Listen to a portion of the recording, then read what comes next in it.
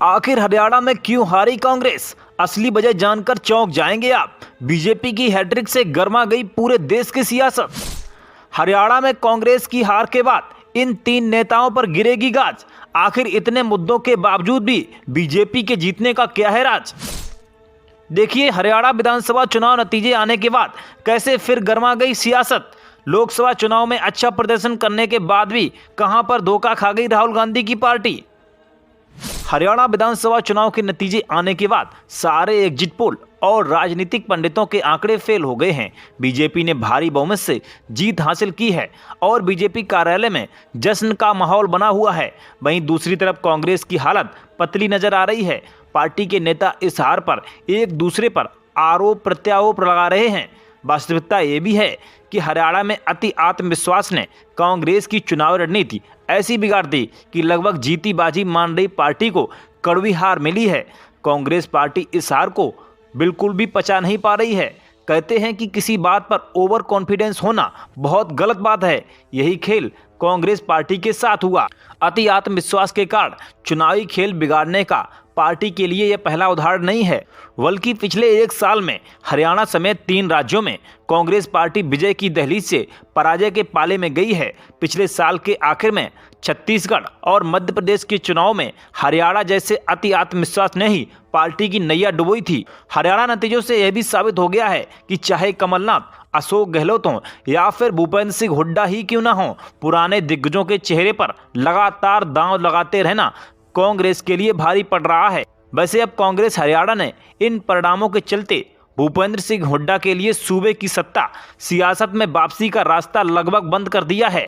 भूपेंद्र सिंह हुड्डा के बाद बात करें कांग्रेस नेता रणदीप सुरजेवाला की, तो सुरजेवाला भी हरियाणा के जाने माने नेता हैं, लेकिन वो कैथल में अपने बेटे के प्रचार अभियान तक ही सीमित रहे। पार्टी के 89 उम्मीदवारों में से करीब 72 भूपेंद्र सिंह हुड्डा की पसंद थे। कांग्रेस के अति आत्मविश्वास की वानगी इससे भी जाहिर होती है कि हुड्डा पर दांव लगाने का ही नतीजा रहा कि आम आदमी पार्टी के संग चुनावी तालमेल नहीं हो सका, जबकि राहुल गांधी इंडिया गठबंधन की एकजुटता का संदेश देने के लिए इसके पक्ष में थे। भूपेंद्र सिंह हुड्डा के बाद हरियाणा कांग्रेस में कुमारी शैलजा को सबसे मजबूत नेता माना जाता है। शैलजा 5 बार की सांसद हैं और दलितों के बीच मजबूत पकड़ रखती हैं। शैलजा का सिरसा, अंबाला और यमुनानगर में दबदबा है। इस चुनाव में शैलजा ने खुलकर हुड्डा गुट के खिलाफ मोर्चा खोले रखा।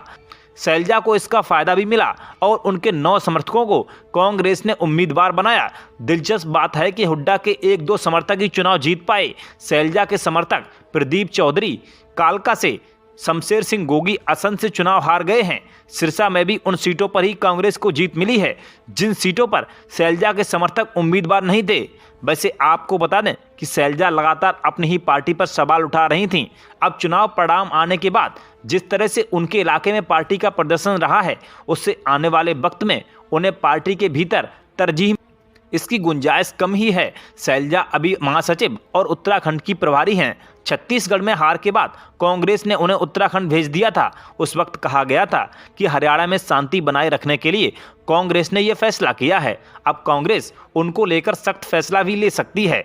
हुड्डा की तरह ही मध्य प्रदेश में कमलनाथ के हाथों में पिछले साल टिकट बंटवारे से लेकर रणनीति सब कुछ कांग्रेस नेतृत्व ने सौंप दिया था।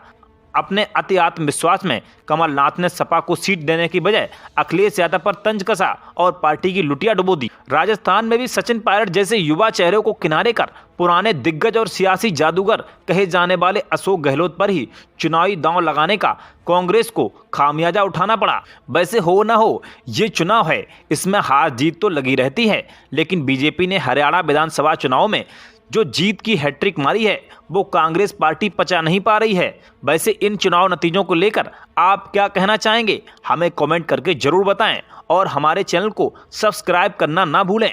Bureau report D4E news.